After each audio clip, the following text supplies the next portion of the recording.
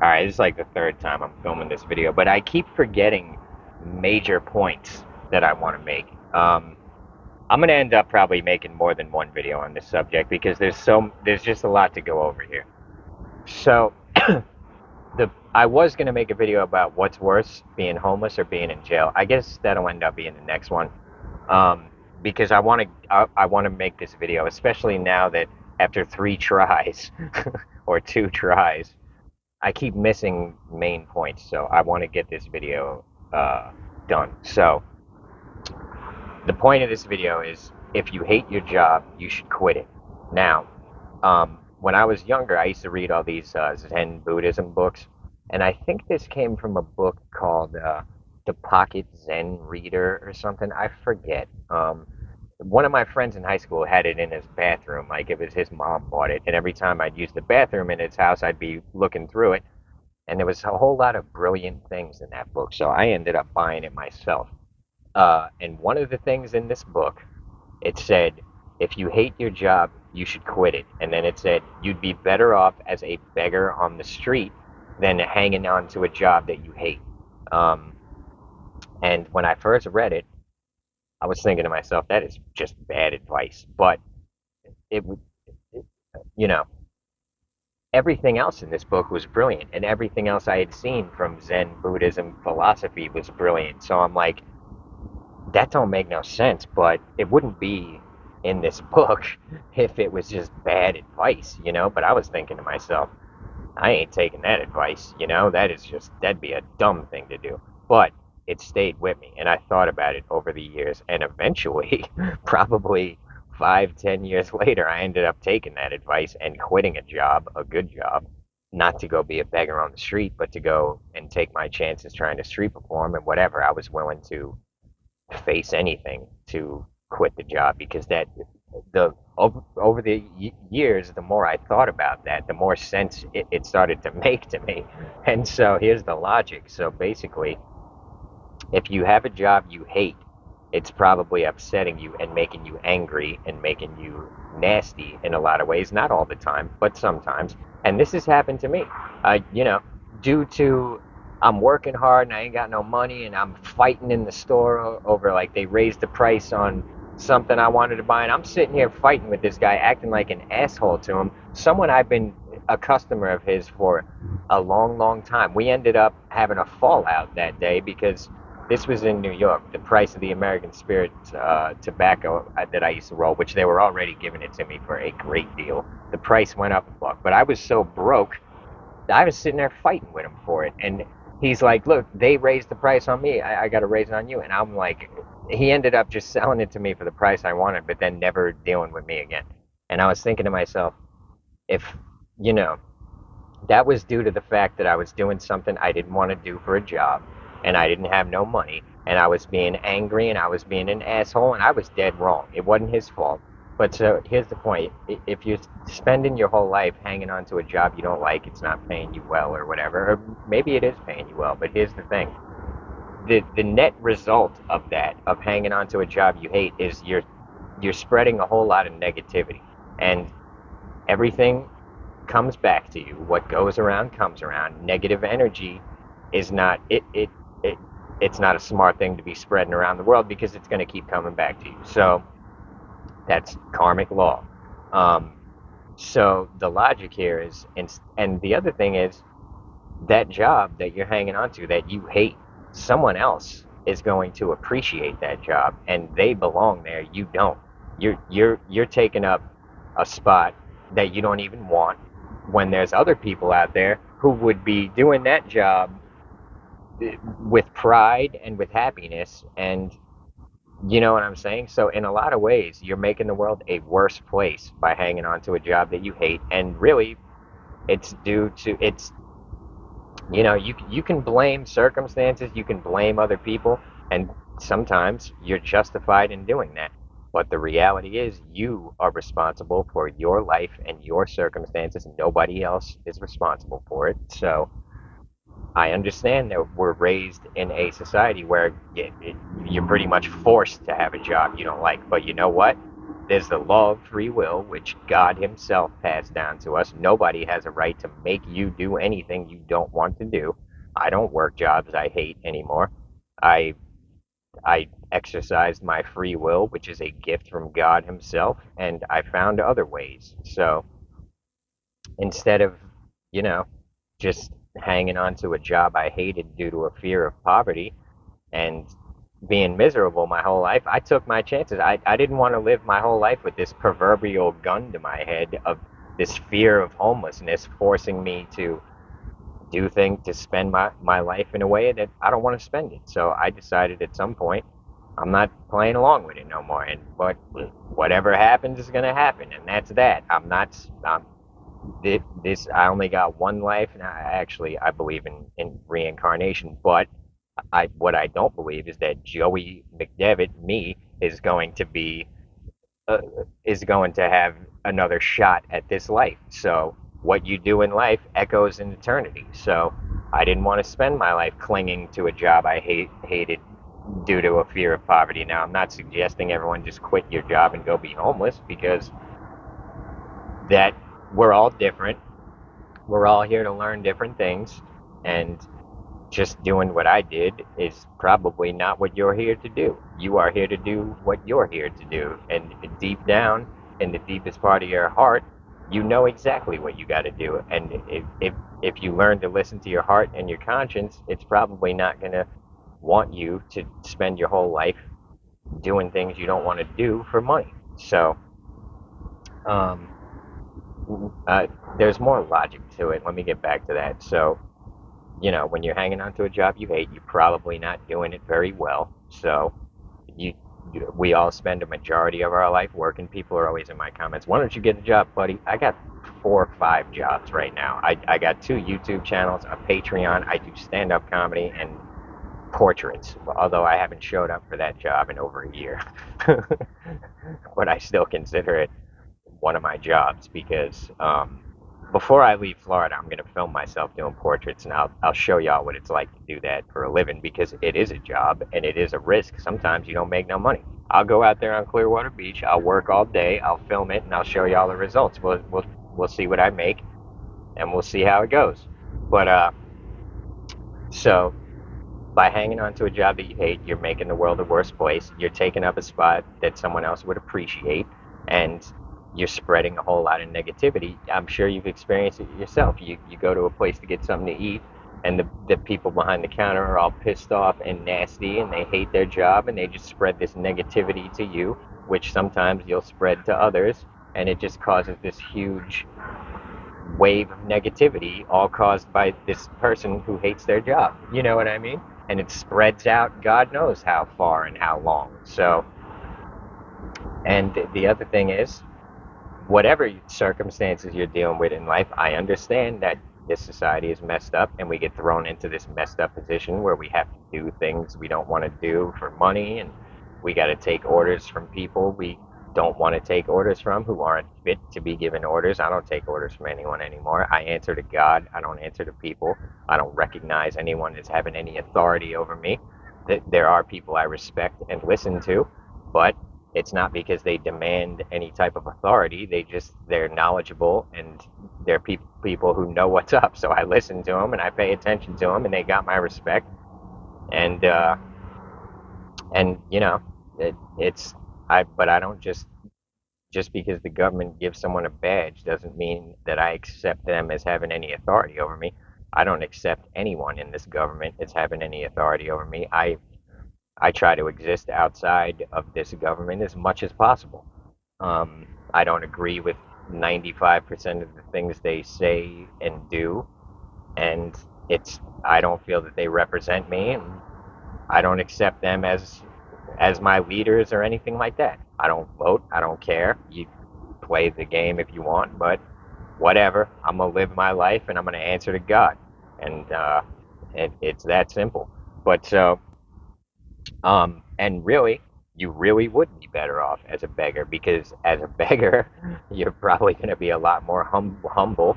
You're not gonna be all angry and spreading all this negativity, and karmically, you're probably better off being a beggar. Do I suggest you quit your job and be a beggar? No, but I do want you to understand that if you're hanging on to a job that you hate and you're spreading a whole bunch of negativity around, you ain't got nobody to blame but yourself, because there's other things you can do with your life, and a beggar is one of them. So instead of spreading all that negativity, when all is said and done, when this life is over, you'd probably be better off as a beggar. And I kind of agree with that. Although I can't, I got too much pride for it, and I've worked too hard my whole life. But anyways, I'm not suggesting you quit your job and go be homeless. That's not what I'm saying, because 9 times out of 10 it would probably ruin you. It takes a certain type of person um, to live like that and not be driven insane. Um, but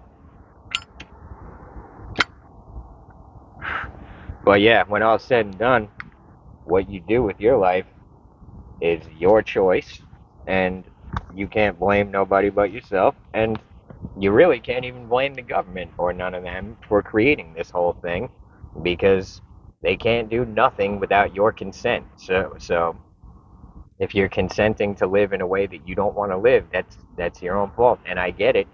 Sometimes the circumstances, and we get thrown into things that aren't necessarily our fault. But in my opinion, the smart way to handle that is to find a way to make it your fault, because then instead of being a victim, you're in a position of power, which gives you the power to change things. So people in this country a lot of the time were raised to have this victim mentality. They want everyone to feel helpless, but the reality is you are in control. You're more powerful than you realize, and it's you need to think that way. I don't care what happened. You got to find a way to make it your fault. As dumb as it sounds, it's how I feel. And I get it. I've been in positions that really weren't my fault, but what I did was, and I'm not saying it, I wish I was stoic enough to do this all the time, but I still catch myself thinking like, man, why did this happen? Now I got to deal with this, and that's not my fault. But in when I really get to thinking about it, I find a way to make it my fault, because I don't want to give up my power. I want to be in control of my life. So an example would be, I was working for someone and I lost the job, and it wasn't my fault. It was their fault. You know what? It's their fault, yeah, but in a way, it's my fault. I shouldn't have worked for him in the first place. I knew he was an idiot right off the bat. I still took the job. I still listened to his stupidity for a few months, and then when all's said and done, I paid the price for dealing with this moron. You know what I mean? So, it doesn't matter what happened. You can find a way to make it your fault and your responsibility, and it may be a bitter pill to swallow, because you know, sometimes you're going to have to take responsibility for other people's bullshit. But you know what? That's how you maintain power, and that's how you maintain control, and that's how you don't turn into this bitter, angry, nasty person who just gets more bitter and angry and nasty as time goes on. You gotta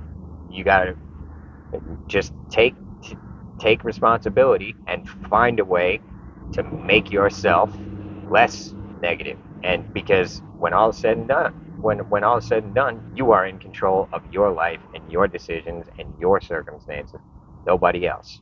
um, Another line that stuck with me is from that movie Scarface. It was a great movie. I've seen it 1,000 times. I love it. um, and not because I want to be a gangster. I think all these gangsters who really love that movie, what they don't realize is, first of all, Tony Montana never did nobody wrong. He reacted to nasty people in a nasty way, but they always did him wrong first. That's first of all.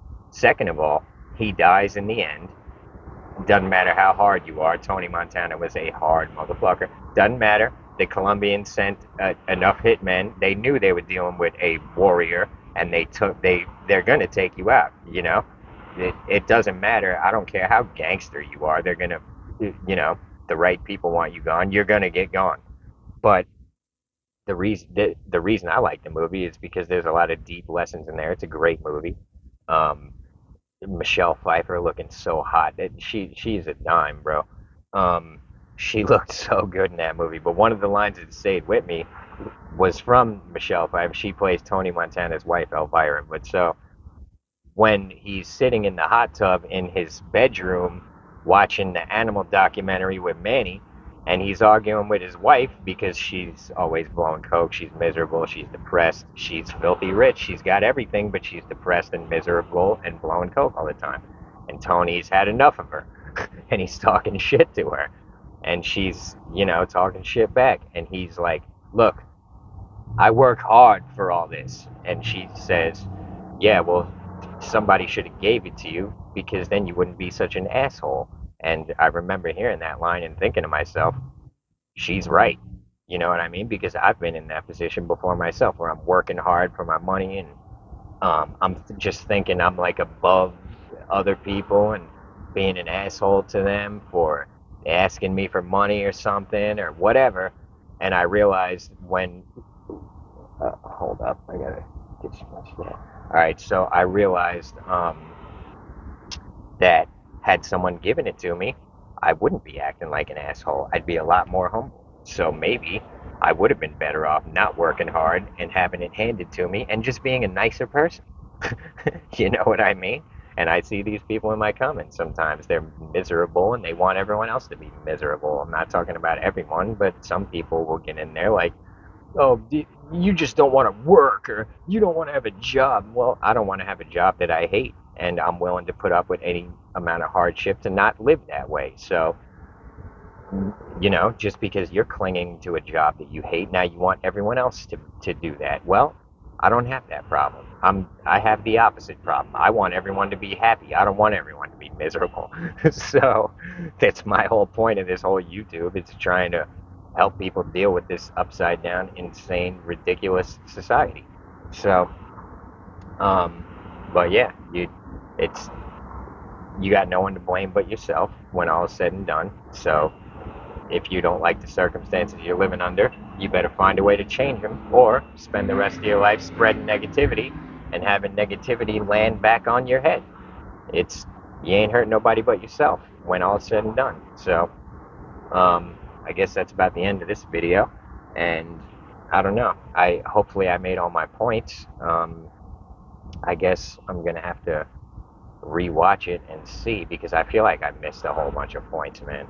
Or maybe I was just got straight to my points in this one because the other two videos were like a half hour long and this one's like 17 minutes. So let me think if there was any other main points I wanted to make. I mean, the main point is if you're miserable, it's no one's fault but your own, and that's the main point. And you ain't got no right to be judging everyone else or looking down on them. And I know that's a very natural thing for us to do, but I try not to do that. And here's the other thing: I'm a very forgiving person. I've pretty much anyone who asks my forgiveness, I give it to them. And the reason I do that is because when I ask God for forgiveness, He gives it to me. And so, um, I want to pass the grace on because I appreciate God for forgiving me for my sins. And we all make mistakes.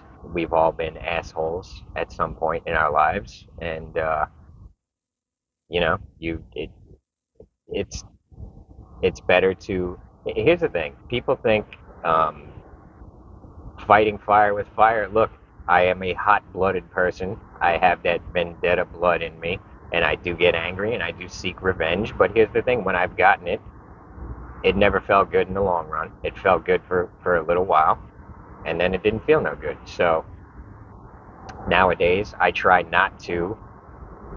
Here's the thing: the only way to fight evil, you got to be evil. That's been my experience. So I try not to do it because when all's said and done, I don't feel too good about it, and it you know it ends up bothering me in the long run. So I'm a forgiving person, and it's not due to being naive or stupid or weak.